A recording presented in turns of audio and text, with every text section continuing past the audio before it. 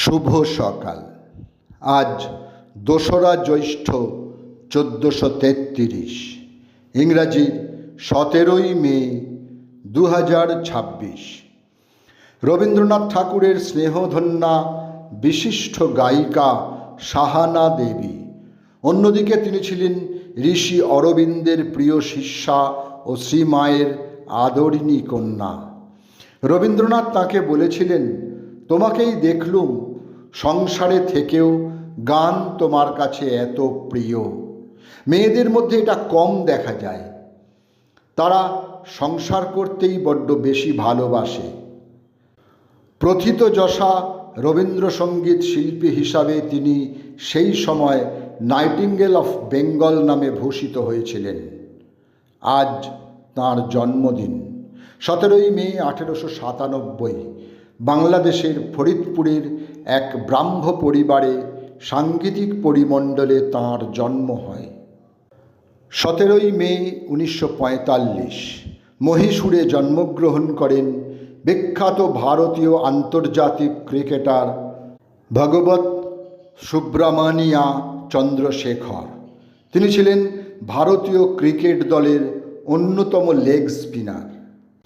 17ই মে 1951 গুজরাটের জেতপুরে জন্মগ্রহণ করেন গজল সঙ্গীত শিল্পী পঙ্কজ উধাস। 1980 সালে আহাত নামে একটি গজল অ্যালবাম প্রকাশের মাধ্যমে তাঁর কর্মজীবন শুরু করেন এবং পরবর্তীকালেও তিনি বহু রেকর্ড প্রকাশিত করেন। তাঁর পাশাপাশি বহু হিন্দি চলচ্চিত্রেও তিনি প্লেব্যাক করেন।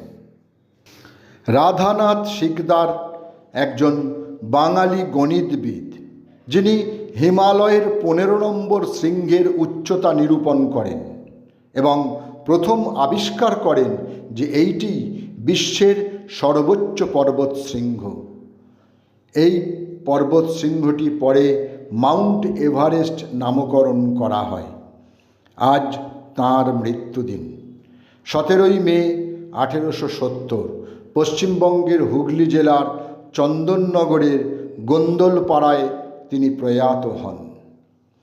বিশিষ্ট বাঙালি কবি, নাটককার ও সঙ্গীত স্রষ্টা D.L. রায় বা দ্বিজেন্দ্রলাল রায়।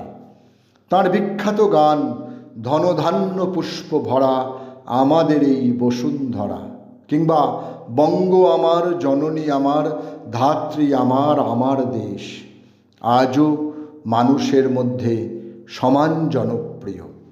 তাঁর উল্লেখযোগ্য নাটকগুলি হল এক ঘরে, কল্কি অবতার, বিরহ, সীতা, রানা প্রতাপ সিংহ, মেবার পতন, শাহজাহান ইত্যাদি। হাস্যরসে তিনি ছিলেন অসামান্য। স্ত্রীর চেয়ে কুমির ভালো বলেন সর্বশাস্ত্রী। ধরলে কুমির ছাড়ে, বরং ধরলে ছাড়ে না স্ত্রী।